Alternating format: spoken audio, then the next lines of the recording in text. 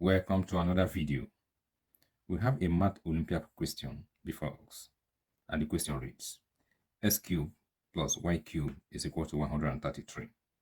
Find x and y. X and y are positive integers. So this is a Diophantine equation. A Diophantine equation has more than one unknown variables. So as you can see, we have x and y, which are unknown, that we are required to find. Now let's begin. If you look at the left hand side, you will notice that we have x cubed plus y cubed. This is a sum of two cubes. To solve this question, we are going to use the sum of two cubes equation. And the equation is this. Alright, a cubed plus b cubed equals a plus b times a squared minus ab plus b squared. Now, let us replicate our given expression on the left hand side in this format. Since x cubed plus y cubed is equal to this expression, let us replace this x cubed plus y cubed with this expression. So we will have x plus y times s squared minus xy plus y squared is equal to 133. Now, you should bear in mind that s squared minus sy plus y squared must always be greater than s plus y. Alright, now I will bring this expression here. We have x plus y times s squared minus xy plus y squared is equal to 133. The next thing we're going to do is to obtain the factors of 133. And the factors are 7 and 19. We say 7 times 19. And 1 times 133. Then we bring down what we have on the left hand side. Now, the next thing we're going to do is to equate each of the factors on the left hand side to the factors on the right hand side. We earlier said that s squared minus sy plus y squared must always be greater than s plus y. So, we are now going to equate the greater factor on the left hand side to the greater factor on the right hand side, and the smaller factor on the left hand side to the smaller factor on the right hand side. So let us first consider 7 and 19. Remember, we are solving for only positive integers. So we will have x plus y is equal to 7 and s squared minus xy plus y squared is equal to 19. We can call this equation 1. We can call this equation 2. Let us simplify equation 2. I am going to swap the position of xy and y squared. Okay. Now, let us consider another algebraic identity. As you can see, this expression we have here, s squared plus y squared, is in the same format as a squared plus b squared. So let us replicate s squared plus y squared in this format. Okay. What we are going to do next is to replace this s squared plus y squared with this expression, since s squared plus y squared is equal to this expression. So if we do so, we will now have x plus y squared minus 2xy minus xy is equal to 19. Note that in equation 1, we have that s plus y is equal to 7. So we are going to replace s plus y here with 7.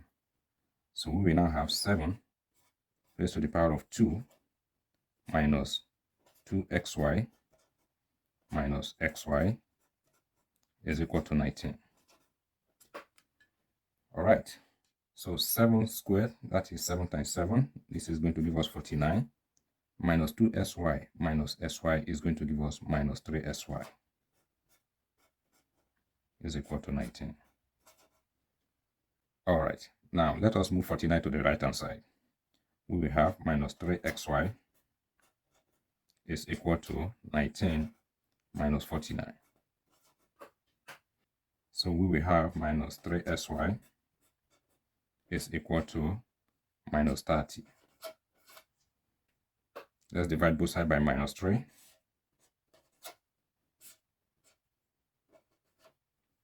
Minus 3 cancel out minus 3 here, and minus 3 divide minus 30, we're going to have 10. Sy is equal to 10. Note that this is our equation 2.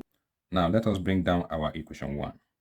Our equation 1 is x plus y is equal to 7. So x plus y is equal to 7. And this will be our equation 2. xy is equal to 10. In equation 1 or 2, we can make x or y the subject of the equation. So let us consider equation 1 and make x the subject of the equation. We will have that x is equal to 7 minus y. Okay, so what we're going to do next is to substitute the value of x in equation 2. Our x is 7 minus y. We have 7 minus y times y is equal to 10. So let us multiply out. Y times 7, we're going to have 7y.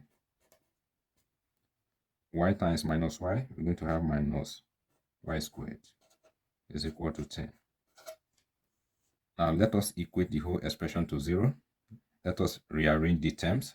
We have minus y squared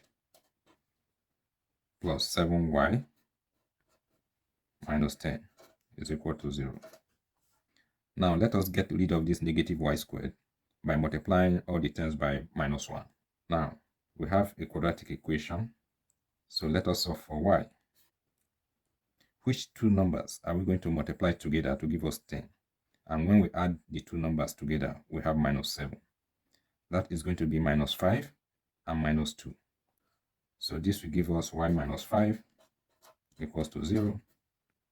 Y minus 2 equals to 0. So y is equal to 5 and y is equal to 2. So these are the two values of y. Now, let us solve for the value of x. We are going to substitute the value of y in equation 1. And our equation 1 is x plus y is equal to 7. When y is equal to 5, we have that x plus 5 is equal to 7. So x is equal to 7 minus 5.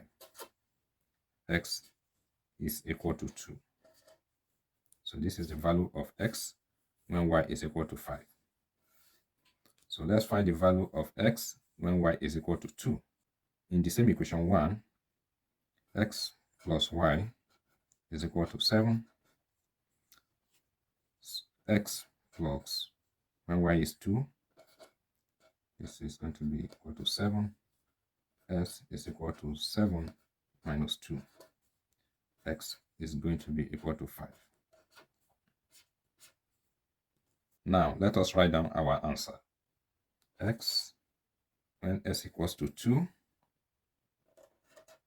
y is equal to 5.